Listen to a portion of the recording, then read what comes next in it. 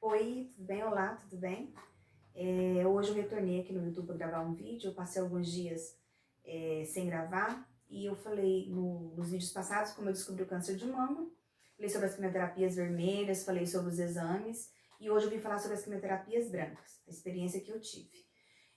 No final das quimioterapias vermelhas, o meu oncologista passou alguns exames e aí nos exames de ultrassonografia e ressonância magnética das mamas, a mastologista descobriu que o tumor tinha diminuído bastante, muito mesmo, com as quimioterapias vermelhas. E também o linfonodo que eu tinha na axila também tinha diminuído, só que esse não diminuiu tanto.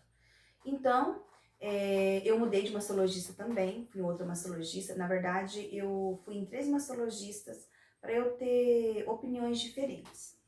E as quimioterapias brancas, quando eu voltei ao médico para fazer, ele me passou os exames e falou como seria. E quando eu cheguei lá, eu percebi que ela seria semanal e que também o tempo de duração era muito maior. Enquanto as vermelhas era 45 minutos, as brancas eram em prazo de 4 horas. A primeira que eu fiz, eu senti muito sono, acabei dormindo durante o tempo mesmo que eu estava fazendo, uma sonolência assim, incontrolável. E aí, quando terminava a quimioterapia, eu não conseguia dirigir, eu vinha com muito sono, muito tonta. Nas vermelhas, meu marido me levava e me trazia. Nas brancas não tinha como, porque ele ia trabalhar, então eu voltava de Uber. E eu vinha com muito sono. O médico me proibiu dirigir por conta disso. E então, durante aquele tempo que eu fiz a quimioterapia, eu percebi algumas coisas. A primeira que eu fiz, eu senti muitas dores nos ossos, mas muita dor mesmo, que eu fiquei 3 dias de cama. Não conseguia sair de casa, só de cama. E eu comecei a inchar. Durante esse tempo, como eu já tinha tido a queda de cabelo, de sobrancelha, cílios, eu percebi que essa queda ela aumentou durante a quimioterapia branca. Um inchaço muito grande também nas pernas, eu tinha que colocar as pernas para cima, em todo o corpo, no abdômen. E eu não conseguia mais, nesse tempo, com tanta dor, eu não conseguia mais fazer pilates, que é o que eu fazia antes, nem a minha caminhada, eu tive que parar com ela por um tempo. O sabor também, o olfato eu não sentia. A minha visão ficou um pouco ruim, meu ouvido ficou assim, eu não ouvia bem. E a minha memória muito ruim também. E eu sentia muita tristeza, muita sonolência, muito desânimo, muita tristeza. E nesse tempo eu percebi que eu precisava focar, viver um dia de cada vez. Então, eu não pensava no que viria no futuro, eu vivia só aquele momento da quimioterapia branca e eu fazia algumas pesquisas sobre como seria e também eu comecei a ler mais, me dedicar um tempo assim à leitura, a cuidar de mim.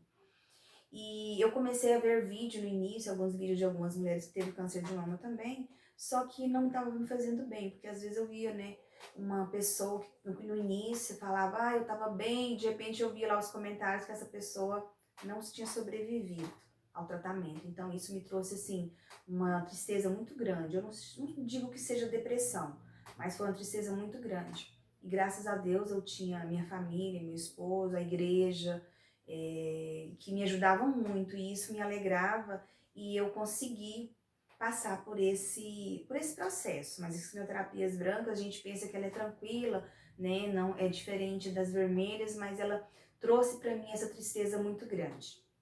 Então as dores nos ossos continuou.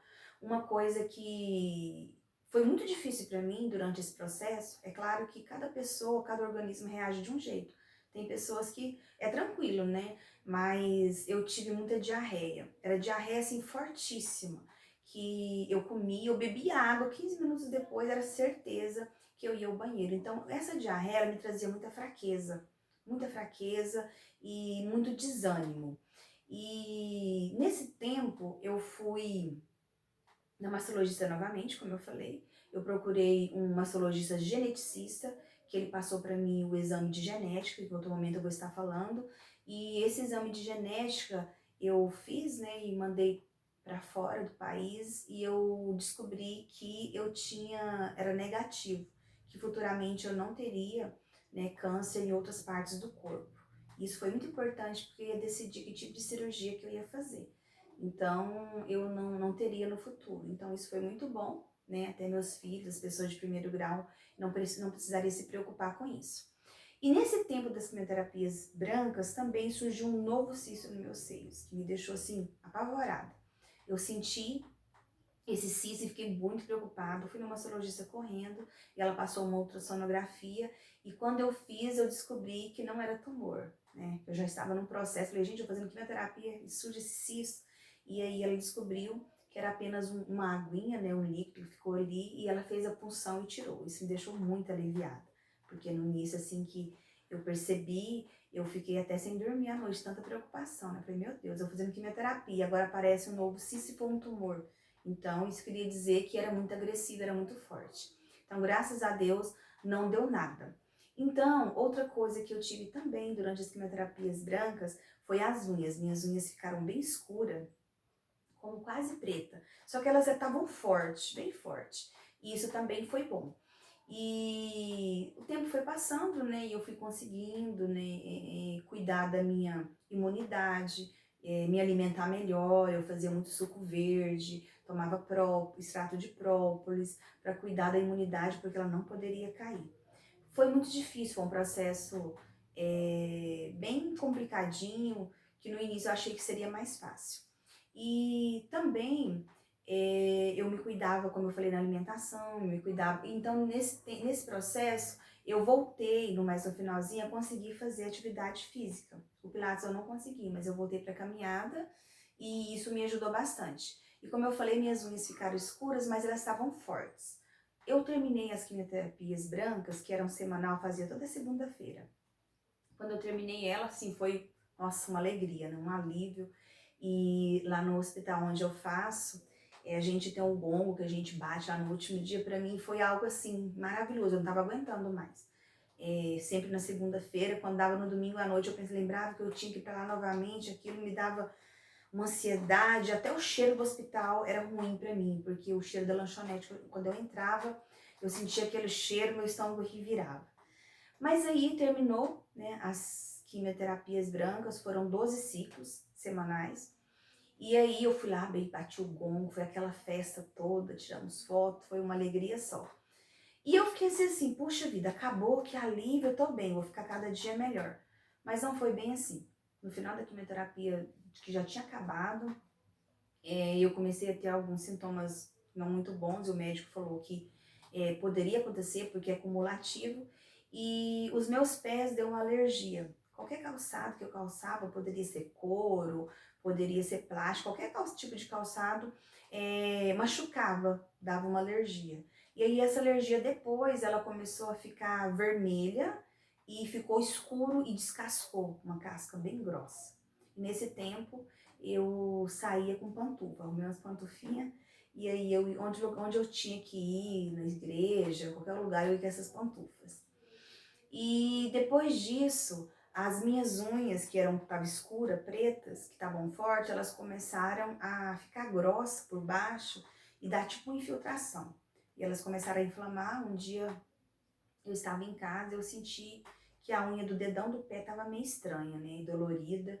E aí eu percebi que estava com um cheirinho esquisito. Aí fui para os cinemas com meus meninos, quando eu passei a mão no rosto, eu senti um cheiro diferente, falei, que é isso? E eu fui perceber que as minhas unhas das mãos estavam inflamadas. Começou com a do dedão do pé e foi para das mãos.